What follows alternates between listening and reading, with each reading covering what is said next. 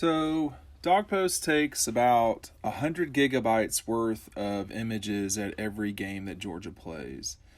And it depends on the game. It depends if it's raining. It depends if it's inside or outside and different things that we do.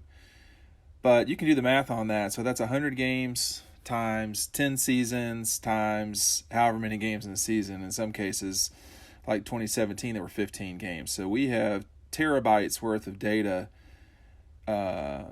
that we shoot each game. So we have about 10 cameras that we use, and I tried to narrow that down to 10 shots of the decade.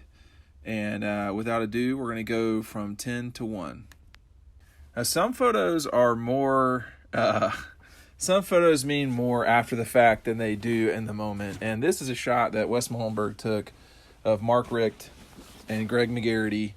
And this is as Mark was being let go about a day after Georgia beat Georgia Tech. And this was in 2015.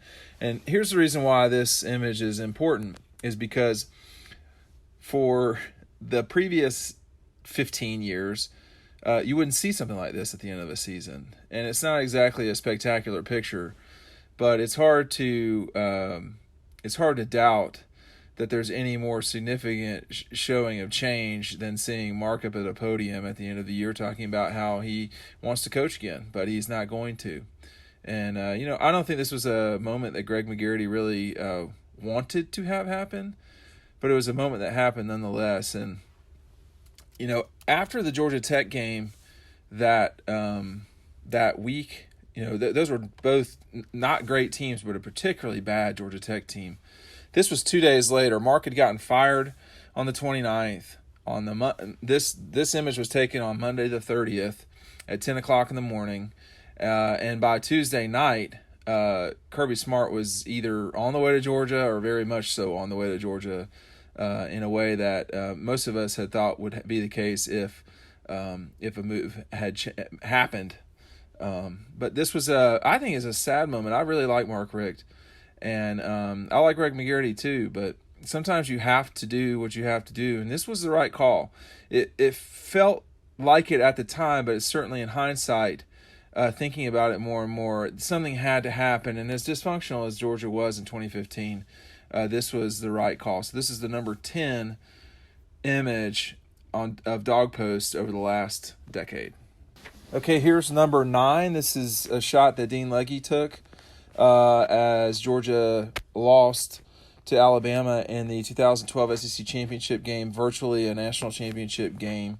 This is the three images. The three players in this image are Christian Robinson, Ty Fricks, and Kwame Gathers. Three guys from certainly different areas of the country. All players who have gone on to success in their field. And Kwame went on to the NFL for a little bit. Ty is in medical school. Christian is, as it stands this second, a linebacker coach at Florida.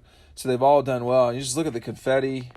I went with this shot over a shot that I have of Aaron Murray because this shot's wider, and you can even see the cameraman that shoots for Georgia in the background. This was a devastating loss, and he's not shooting. That's how devastating a loss this was for Georgia, because they had a double-digit lead in the second half against Alabama, and that was something that they would have to reconcile as the decade went on. 3 painful losses to Alabama, but just because a shot is a so-called bad shot, if you want to call it that, a losing shot, doesn't take away from what it means. I mean, at that moment, Alabama was the ultimate power in college football. We're talking about this would have been their second consecutive, but 3 and 4 years national championship. And no one has ripped off national championships like that since, and no one had done that before.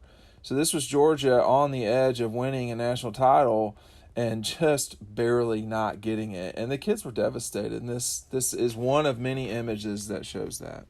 Okay, more agony. This is one of the most difficult shots I took at Georgia over the last, maybe ever. And this is Nick Chubb on the sideline at Neyland Stadium.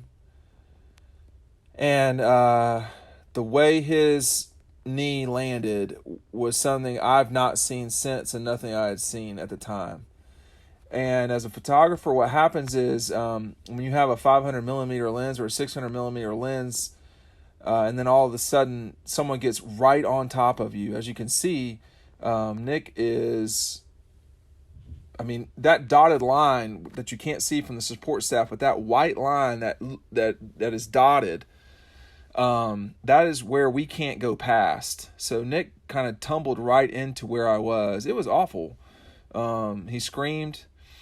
It was bad. But in the moment, you have to take photos. You can't feel bad about it, even though it's horrible. There are worse things. If this is the worst thing that ever happened to Nick Chubb, that's awesome, because there's much worse things that can happen to human beings. But you have to think in the moment, I don't have a camera for this. And the reality is you always do. So what I did was I took out my iPhone and I took this shot. And I made sure I got it. I think I took 3. But this particular image was almost him right on top of me. He almost ran into me, which is very rare for me. But I was on the side. I was on the Georgia sideline, and he was running at me.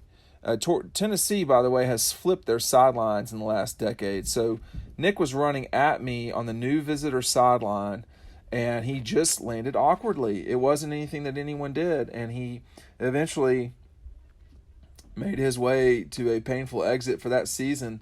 2015 was about as rough a year in this decade as it got, and Georgia went 10-3.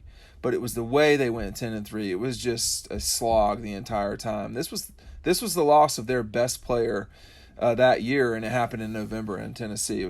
But again, the image was our number 8 of the decade. Okay, here's the number 7 image of that we took at Dawg Post over the last 10 years at Georgia. This is pregame Georgia Notre Dame. It's not an overwhelmingly spectacular image. Everybody's standing, no one's jumping, no one's making some sort of crazy athletic feat, but you can see in the background all the lights before the game. The lights were flickering on and off. As a photographer, it's impossible to get your settings when the lighting changes constantly. And, this is Notre Dame coming on the road to Georgia. It's never happened before, obviously. They've only played the Dogs 3 times, lost all 3. This was an epic game. It was a big-time game. A night game for CBS. Those are usually reserved for Alabama, LSU. It's a huge game. And there's J.R. Reed, DeAndre Swift, Jake Fromm. These are Georgia's, 3 of Georgia's better players by the end of the decade. And then you've got the Irish across from them. This is a image that I'm not even going to lie. This was not my idea. I stole this idea from someone at Sports Illustrated who did it with the Dallas Cowboys years ago when they went into their new AT&T Stadium. But I thought, this is an amazing image that the guy made. And those guys from SI really could shoot back in the day. But in this image, you can see literally almost everyone in the stadium, including the officials and every fan with their lights up. So it was a spectacular night in Athens. Every great image doesn't lead to a great, moment, as we've seen in this countdown. But this was one of the more unique. Well, I know it's unique. No one else has this image of Georgia and Notre Dame in Athens. Now we're getting into some of the images that are on the playing field a little bit more. This is number 6 image of the decade at Dawg Post. This is Orson Charles, who grew up in Tampa, played with Aaron Murray at Plant High School. This is one of my most favorite images, period, that I've ever shot at Georgia. And it's not AJ Green diving somewhere or Noshawn doing something crazy, or even Todd. Todd Gurley Todd does make this list later. But Todd Gurley did amazing things, but sometimes moments are captured in a way that it just fits what's happening. Georgia had lost to Florida in something like I mean, from 2000 from 1990 to 2010, they had won like 4 games. And this was 2011, and it was all on the line for Georgia, everything. Mark Richt was going to get fired if they didn't win the East.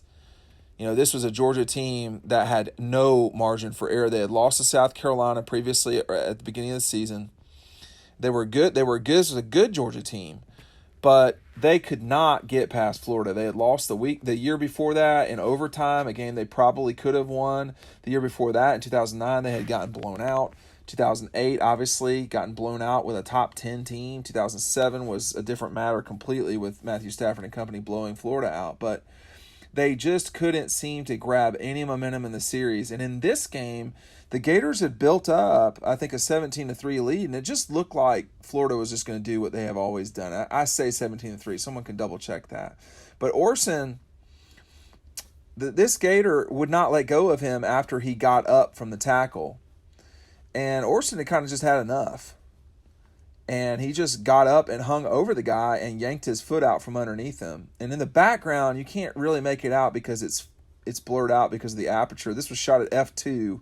This is a 500mm lens. The ISO is 2500. Aperture f4. Shutter was 1/800th of a second. In the background behind Orson passed the ball a little bit to the right. That's Will Muschamp. You can't make him out because of the aperture blowing him out. But this was shot with a Nikon D700. Back in the day, that's what I used. And Orson, this is just a great image of, we're not doing this anymore. We're not getting dominated by y'all anymore. And Georgia won the decade against the Gators. It was the first time since the 1980s that Georgia had won the decade against the Gators, and it all switched in 2011. Not necessarily with this play, but this play had a lot to do with it. Another image here from a national championship that Georgia let slip through its fingers. This one, the clock on my camera shows this 15 minutes after midnight. I'm not sure if that's completely true or not. This is shot with a 400mm lens. This is our number 5 image of the decade. Just barely missed really nailing this. There's a photographer in between Nick Chubb and Sony Michel, doing a good job of what he's supposed to be doing. But this is Kirby coming off the field with Sony, arm around Sony, and Nick just leaving the field, and they were very close. I mean, they basically did all they could do, and Alabama, with a miracle play, won the national championship. A national championship that was now twice in the decade slipped out of Georgia's hands at the hands of Alabama, if you will. So this was a 400mm lens, super wide. ISO was 500, aperture 5.6, shutter was 1 12/50ths of a second. So sad, man. I mean, again, this team had I think it was a 13-0 lead coming in out of the half. And Sony and Nick were definitely the reason why they got to where they were. And they'd come back for their senior seasons. They were committed to winning all they could for Georgia and one another too, of course. But this was certainly sad for them. And you see the Redcoats in the upper left-hand corner. But I had not gotten walled off because I was walking with the kids from the middle of the field off. And everything is so fast in a post game, particularly in a national championship or SEC championship game. You've got to keep your wits about yourself. And Kirby Smart is not a big person. It's hard to make him out sometimes, to see who he is. He often just dresses in top. His top is black and his bottoms are khakis, and he can blend in pretty well. The kids, on the other hand, are tougher to disguise. So I was walking, I think, with Sony and Nick, if memory serves correct, and Kirby caught up with them. But these were the two guys. I mean, these guys were as important as anyone on that team, probably the two most important kids. And they've gone on to have successful NFL careers. Nick Chubb's probably going to lead the NFL in rushing in 2019. Sonny Michel's already won a Super Bowl. Hey, I mean, it's hard to say that they've had bad careers 2 years into their NFL careers, but this was a difficult moment for both of them. This is number 4 on our list of top 10 images in the last decade. This is Terry Godwin. I met Terry Godwin when he was 16 years old at Callaway High School. We did a photo shoot of him in his Callaway gear and so forth, and a gregarious, fun person. But this image here, there's something about Georgia's road outfit too that pops in a way that other road teams don't, and it's because of the silver breeches and the white and the red hats. They set everything else off, and the white doesn't seem to look so strange. But Georgia's always in silver breeches, and it's hard to miss that when you're watching them play on the road. I think the guys like to play on the road, and this was on the road at Notre Dame in 2017, but it wasn't that much on the road. If you remember from watching the game, and you were probably at the game, there were 40,000 Georgia fans. They took over Notre Dame Stadium, and Terry, this play from Terry Godwin, Jake Fromm throwing it to Terry Godwin, clearly it was a one-handed catch. It was ruled incomplete on the field, but he nearly fell into me, and I knew that he had gotten his foot down. I could see that even through you can see things pretty clearly sometimes when you're right on the field. Sometimes you can't, but in this case you can.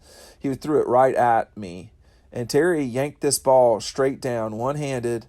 The defender was all over him. But it was the start of a magical year in 2017, a year that started, unfortunately, with Jacob Eason getting hurt and people getting really freaked out, and for good reason. But, Jake Fromm came to Notre Dame, chilled out, made a few plays. This was one of them, but Terry bailed him out, This was a heck of a play. It was a heck of a moment. It was our number 4 image of the decade. Now, look. There's no one who's been at Georgia that's like Todd Gurley. This is our number 3 image of the decade. Now, this is from a bad year, but it was from a game that Todd Gurley took over completely, or Georgia would have lost. And losing to Georgia Tech for Georgia, that doesn't cut it.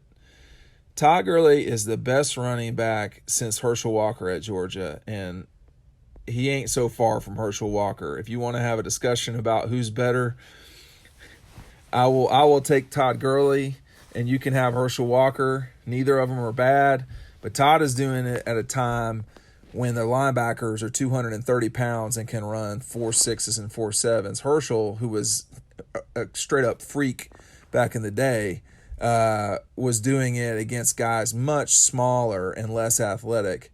I know Todd could do what he could do back then, and I think Herschel could be a very good and a Heisman-winning running back now. But Todd Gurley, he was the reason you had a camera on the field. I mean, this guy could do anything. He was a straight freak. And what we tried to do at Dawg Post was to get interesting images of guys as much as we could. And no one has this image because Todd took off from about the 5-yard line and dove into the end zone. If you'll notice, he's left-handed. He's one of a few left-handed running backs at Georgia. Thomas Brown, also a left-handed running back. And I can't remember if Nick and Sony are, but one of them might be. But Todd Gurley was not like other people, period. Whether you're talking about on the field, off the field, he could do things that other people just couldn't do. And in this Superman moment, he dove 5 yards into the end zone. I mean, he was sprinting, but he dove 5 yards into the end zone. And let me tell you something, you didn't want any part of tackling Todd ever. He was rough, physical. I mean, just ask Clemson. They basically quit on defense when he was running through them in 2014. It was awful for him. I don't blame him. And in this game against Georgia Tech, this was a bad Georgia team. They were 8-5, but they got down 20-0 to Tech in Atlanta, and all of a sudden, I mean, Hudson Mason's throwing interceptions, and it was just bad. And then Mike Bobo just said, "Hey, look, we're giving it to Todd," and that's it. I think he scored on the first play of overtime, and then he scored again in overtime. I think he got the ball 3 times in overtime, had 2 touchdowns. Excuse me. And that's how Georgia won that game, with a 4th down stop in the Tech end zone that's closest to the closed end over there. And but Todd made an amazing diving touchdown here, and this image captures it. This is from Ethan Burch, long time ago in 2013. This is an image that I captured in the summer of 2016, and it's our number 2 shot of the decade. And again, just not a spectacular image necessarily. It's, hey, were you there? Yes, I was there. All right. You got to nail the shot. And this on the left, Jacob Eason. On the right, Jake Fromm. And nobody cared about Jake Fromm. They just didn't. I mean, this was supposed to be the Jacob's ascension to leading Georgia to a national championship at some stage under Kirby. But things don't always work out the way that you think or you want them to. And in this case, for Jacob, suffering that injury and just never getting the job back because Jake basically guided the team to the national championship game. This was before that. This was a year and a half before that. And this was at a summer camp, a Kirby Smart football camp, an individual camp, the day after Jake had played with Houston County, the team that he was on at the time in 2016. And Jacob was just out there kind of hanging out, watching. I don't know at the time if they really knew one another. I kind of doubt it. But why is this image number 2? Because you can't wrap up the decade any better than this. I mean, like, these 2 guys were both high-level quarterbacks that at one point in time, not so far from one another in time, people thought were the chosen one. And here they both are in one picture, an image that you would just never see again, frankly, because we're not allowed to go to the camps anymore. And obviously they're not in the same school anymore. They both could go to the NFL after this season. We don't know. But they both have, I mean, I don't know. Fromm has always been much more guarded than Eason. But I don't have anything bad to say about either of these guys. I know for Jacob, it was always tough going across the country, dealing with the burden of expectations. That's a lot that he had to deal with early. And for Jake, he's had to deal with the burden of expectation as his career has gone on. And that's not easy either. So these guys have both really been inundated with what it's like to be a star quarterback at Georgia. And I think they both could tell you, they don't know it right here, but what was in front of them for both of them was very difficult and not easy. And yet, when Georgia lost the national championship on the last play of the game against Alabama in 2017, and these guys weren't best friends, by the way. They weren't. They were not best friends. They weren't enemies, but they weren't best friends. And, Jacob helped Jake off the field and into the locker room because that's what you do. These both guys, in the time that I've dealt with both of them, they have been both good people to me. And I don't have anything bad to say about them, but they both had to fight it out, and they both had to fight ghosts the entire time that they were at Georgia. Jacob dealing with the burden of crazy expectations, and Jake trying to find his footing after his freshman year, particularly in 2019, was a tough year for Jake Fromm. But this is our number 2 image of the decade. I certainly didn't realize it at the time I took the photo, but even in the days and the weeks after that game, I don't think I realized just how monumental of a photo it was. I was just taking photos of the middle of the field, just trying to get any sort of celebration, and luckily that just happened to be one of them. I think that's the lone shot of Kirby I got in that post-game celebration. Leading up to that, throughout the entire season, I had been shooting from an elevated surface just around wherever I could find a spot that would allow me to shoot that season. at Notre Dame, it was on top of the press box. In Florida, it was in the middle of the stands. And for this game, I was in a little photo well right in the middle of the stands. And throughout the entire game, this really drunk Oklahoma fan was just sitting up there with me. And for the most part, he was dancing, but at about the time of this photo, he was just sitting there next to me with nothing to say. I really don't even remember taking the photo. I remember watching Kirby run across and yelling an expletive that I probably can't repeat here. Said something along the lines of, "Boom, mother," and I think you can figure out the rest from there. But the photo is just great because it just captures the raw emotion of Kirby Smart in this moment, and maybe the biggest win of his career in only a second year. And it's on top of one of the most iconic logos in all of college football and all of sports, I would say. And he's by himself. It's just a moment all to Kirby himself here. You know, he's got his team behind him and everyone around him, but it is Kirby 2 feet in the air here. Maybe that's a little generous. By himself, maybe in one of the happiest moments and one of the proudest moments of his entire career. I think if you go back and look through every single photo that we had, I only had one of him in this moment. There's not one of him running out there. There's not one of him landing after. I think the one shot I got of this was this exact shot of him in the air, in the middle of him yelling that, with it pumping his fist, with his visor in his hand. And I think that's all we had of Kirby in that exact moment after that win. I think we got some ones of Nick and Sony and maybe Roquan running onto the field and stuff like that. But of Kirby right here on this logo, I think this is the singular shot that we have on this. I think the craziest part of this photo is that just the fact that you don't really have an opportunity very often to get a shot like this. Because after all games, really, the coach, the first thing they do is to go and shake the other coach's hand.